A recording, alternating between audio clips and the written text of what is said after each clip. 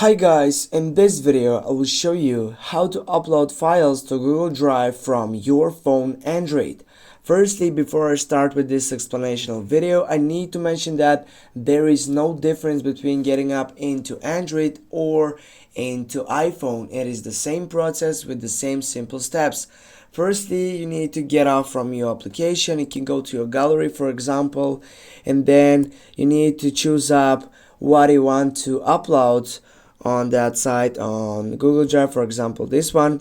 And now simply need to tap on your shareable option right here, and then as you can see right down you have many options. You need to choose the drive section, and then you need to select the drive setup option in which you want to save that file. I will go with this one, and then simply go select and now go save. And if you get back right now into your Google Drive, you're gonna see that we have uploaded file to Google Drive from my phone side.